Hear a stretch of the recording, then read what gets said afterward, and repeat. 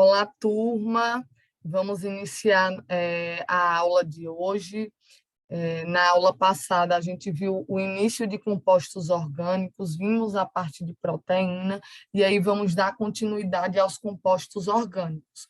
Hoje nós vamos ver os carboidratos, entrando no assunto de estrutura em função dos carboidratos, que é essa biomolécula muito importante que a gente vai conhecer agora.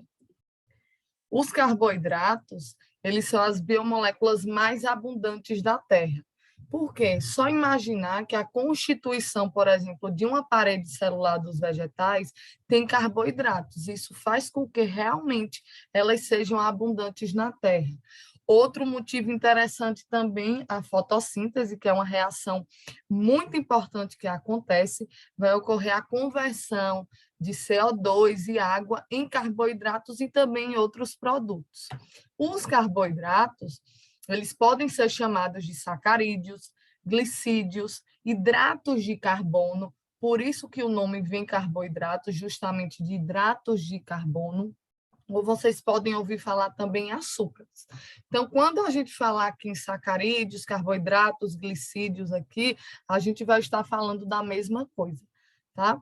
Além disso, o carboidrato é a base da dieta em muitas partes do mundo.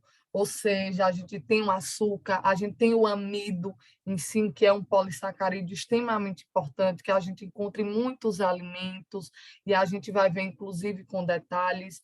Os carboidratos também servem como elementos estruturais, ou seja, eles vão estar presentes em paredes celulares bacterianas e também dos vegetais, que eu acabei de falar a vocês, e eles podem estar presentes também nos tecidos conectivos em animais. Qual seria um conceito, então, de carboidratos? O conceito seria que eles são polihidroxialdeído e polihidroxicetonas, ou seja, elas conseguem liberar esses compostos por hidrólise. Então, o que é que acontece? A gente vai ver que a estrutura do carboidrato, ela vai ter ali pelo menos 3 carbonos. Alguns possuem muitos carbonos.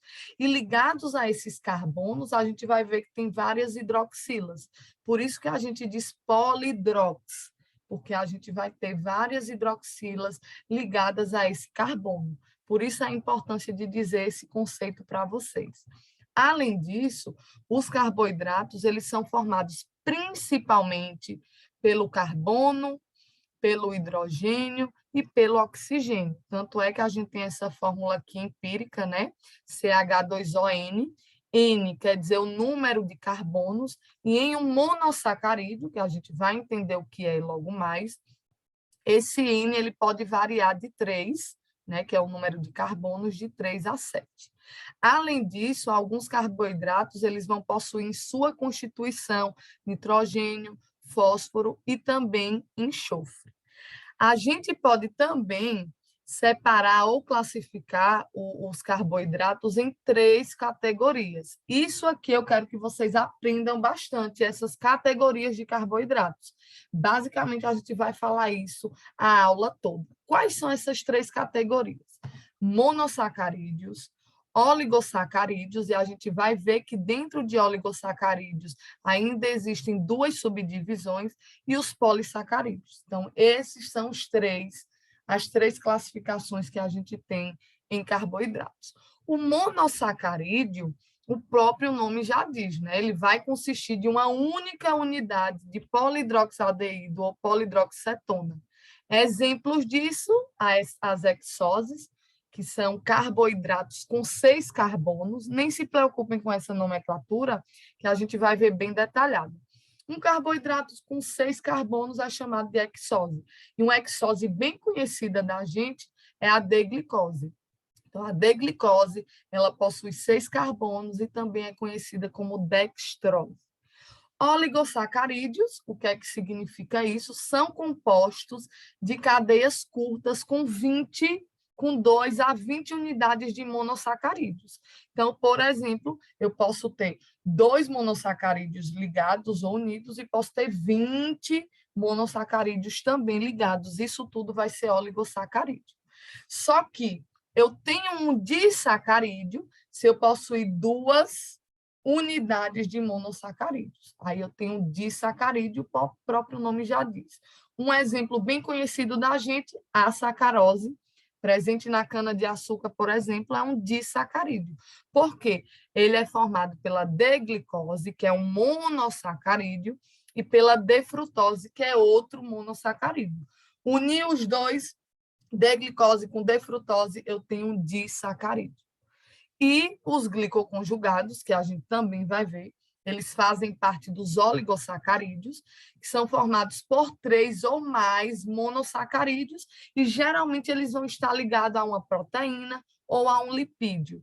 Tá? Exemplo, as glicoesfingolipídios, presentes, por exemplo, em membranas, né? Eles estão ligados a contato entre células, e aí a gente vai ver com mais profundidade cada um deles.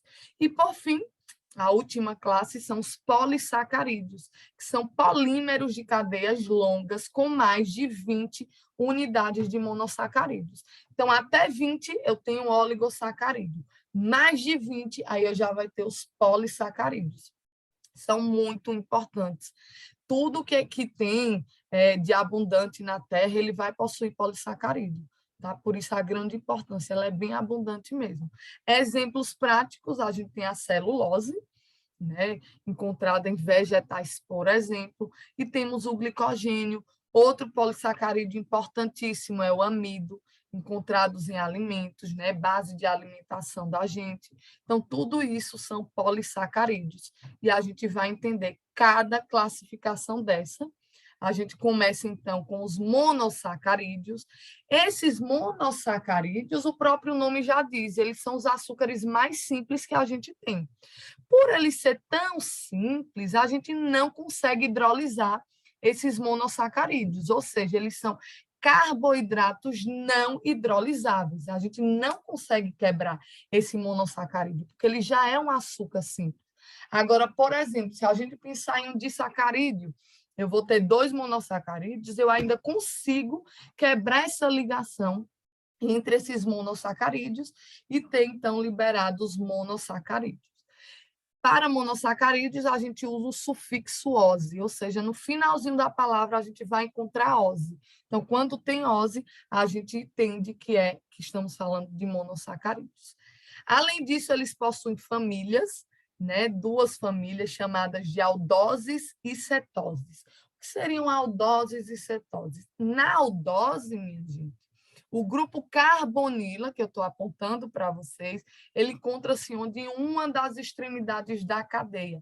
Aqui é uma cadeia, né, um carboidrato com 3 carbonos, que é chamado de triose, né? E aqui é bem simplesinho, D-gliceraldeído, e aqui na extremidade dessa cadeia aberta eu tenho um grupo carbonila. Então, quando eu tenho um grupo carbonila na extremidade, eu já digo que ela é uma aldose. Agora, se eu tenho esse grupo carbonila aqui, em qualquer outra posição nessa cadeia que não seja a extremidade, ó, eu vou ter, então, uma cetose. E aqui eu trouxe para vocês também um açúcar com 3 carbonos, tá? Para mostrar a D-hidroxicetona cetotriose, né? Triose porque tem 3 carbonos. E aqui o D-gliceraldeído, aldotriose, porque tem 3 carbonos. Outros monossacarídeos importantíssimos que a gente tem também, ó, aqui, a D-glicose aldohexose. Então, quando a gente fala hexose, esse carboidrato vai ter, então, ó, 6 carbonos em sua constituição. Onde é que está o grupo carbonilo aqui na D-glicose? Justamente na extremidade. Por estar na extremidade, ela vai ser uma aldose. Só que eu tenho esse grupo carbonilo aqui nessa outra hexose, ó, em uma posição que não é na extremidade. Eu vou ter, então, a cetose. No caso, aqui a gente tem a defrutose cetohexose. Ceto de cetose, aldo de aldose. Tá? E aqui temos esses carboidratos extremamente importantes, né? A D-ribose, né? E a desoxirribose. A ribose ela é constituinte do RNA e a desoxirribose do DNA. Então, elas são moléculas extremamente importantes. Em ambos os casos, a gente tem um grupo carbonila onde? Nas extremidades. E quando eu tenho um grupo carbonila extremidade, ela é o quê? Uma aldopentose, uma aldose, né? Mas a gente diz aldopentose porque ela é constituída por 5 carbonos, tá? Nos dois casos, a gente vai ter 5 carbonos.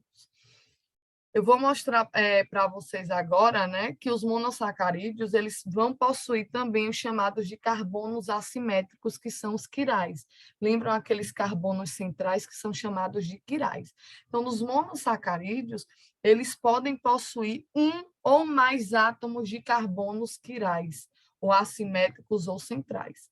Por exemplo, no caso do gliceraldeído, né, que é um monossacarídeo bem simplesinho, inclusive uma aldose mais simples que a gente tem, ela vai possuir, ó, estou apontando para vocês, um único carbono central, tá?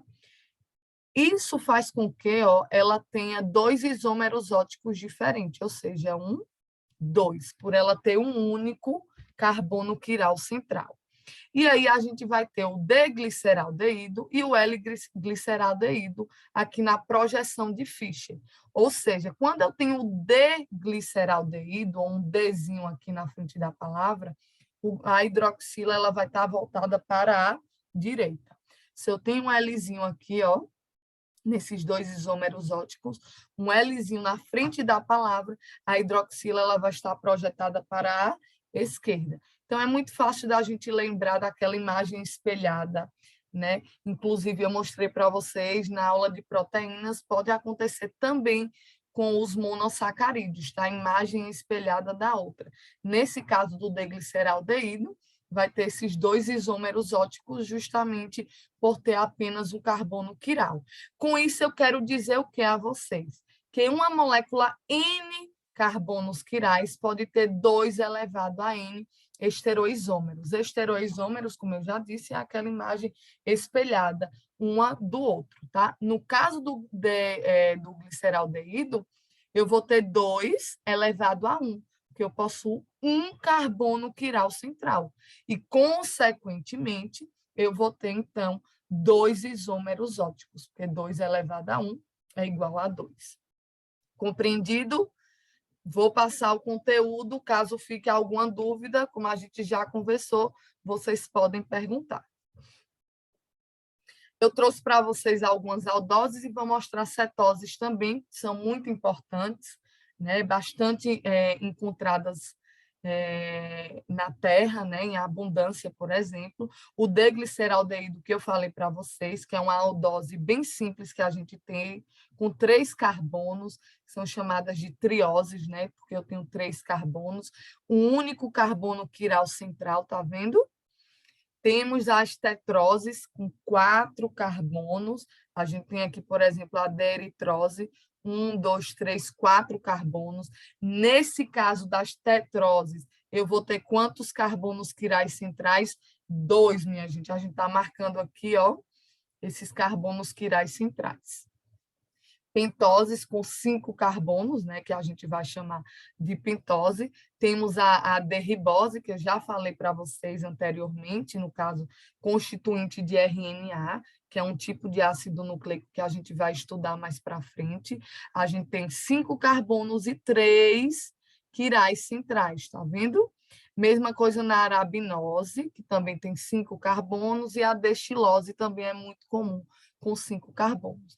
Hexoses, porque eu tenho quantas? Eu tenho 6 carbonos. Nesse caso, eu vou ter quantos carbonos quirais? Ó, 4 carbonos quirais.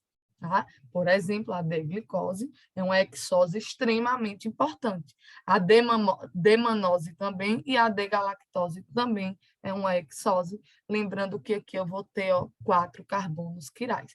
Faltaram as heptoses, que também podem ocorrer com 7 carbonos, mas aqui eu não trouxe exemplos para vocês de cadeias com 7 carbonos, e a gente percebe que essas cadeias estão abertas, e eu vou explicar a importância disso mais para frente.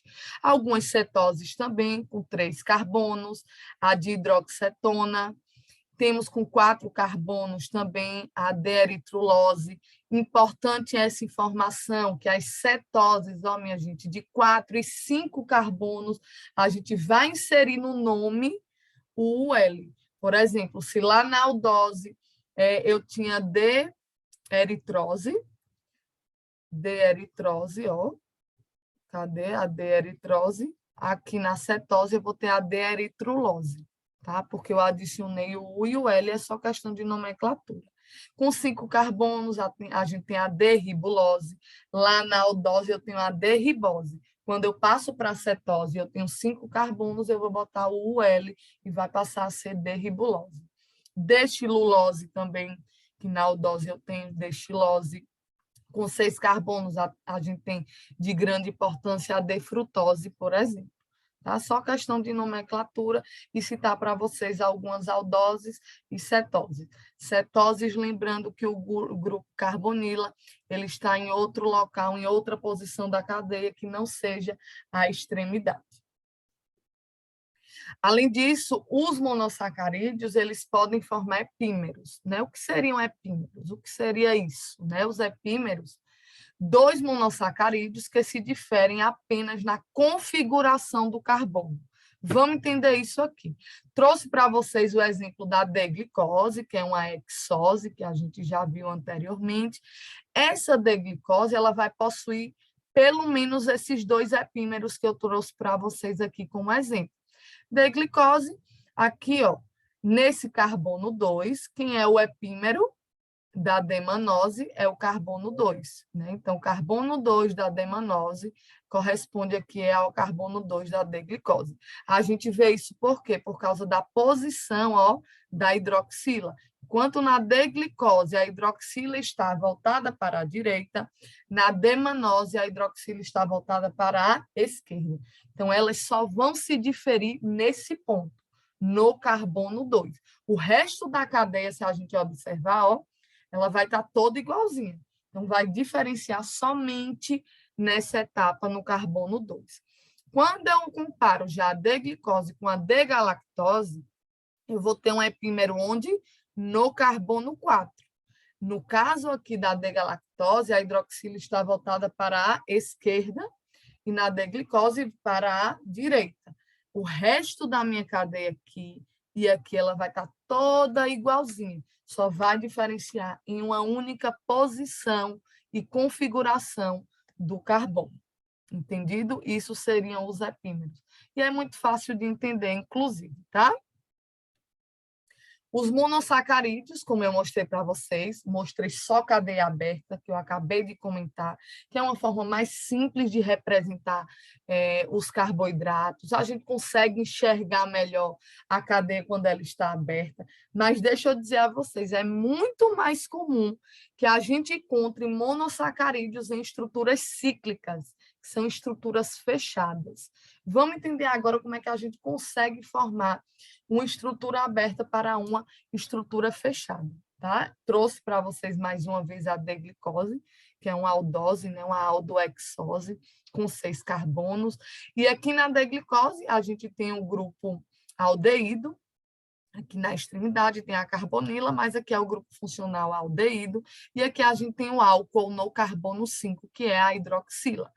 Então, o que é que acontece? Quando a gente interage, né, quando ocorre a interação entre aqui, ó, entre o grupo aldeído do carbono 1 aqui e o álcool do carbono 5 da cadeia, eu vou formar o chamado de M-acetal, tá?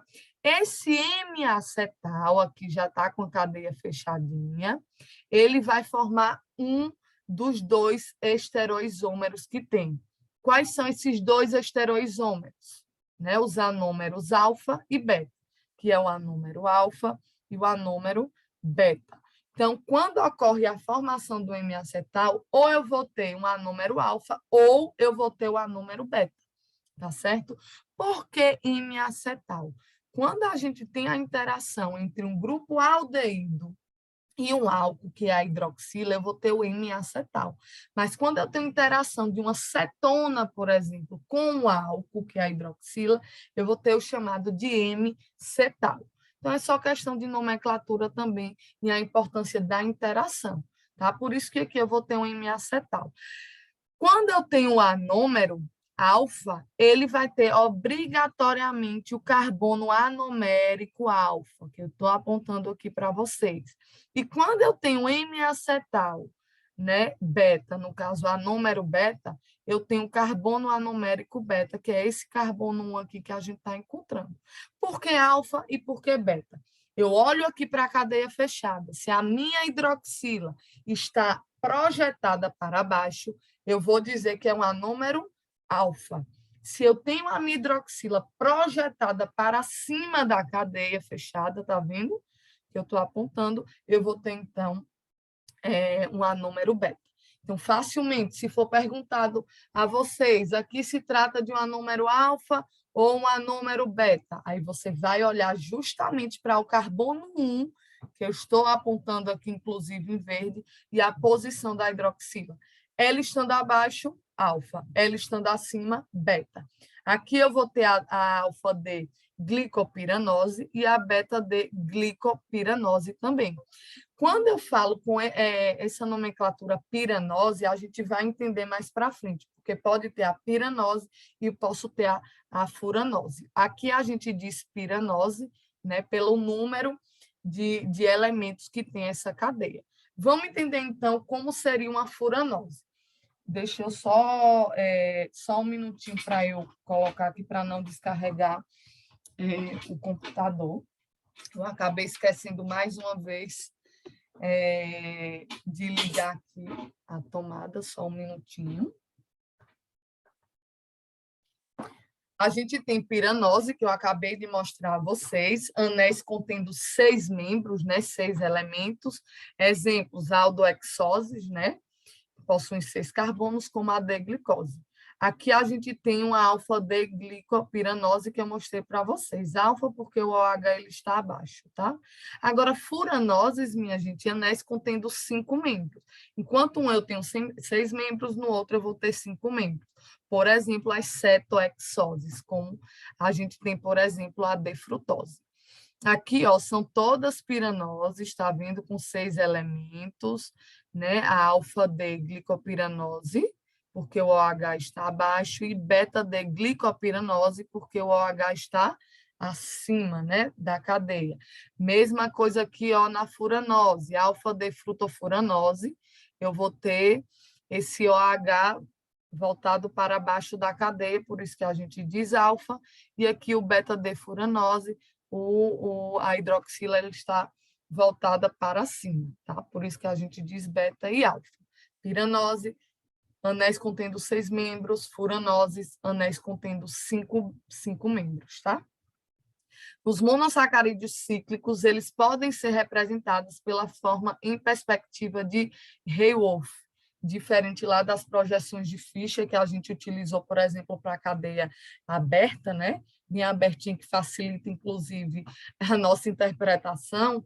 No caso das cadeias fechadas, são mais utilizadas essa perspectiva de Haywolf, tá? Por isso que a gente mostra aqui, ó, o posicionamento da hidroxila ou abaixo ou acima, tá?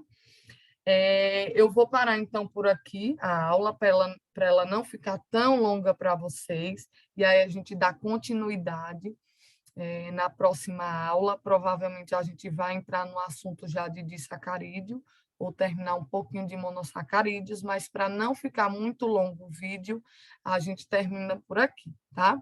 Ótimos estudos para vocês e até a próxima aula.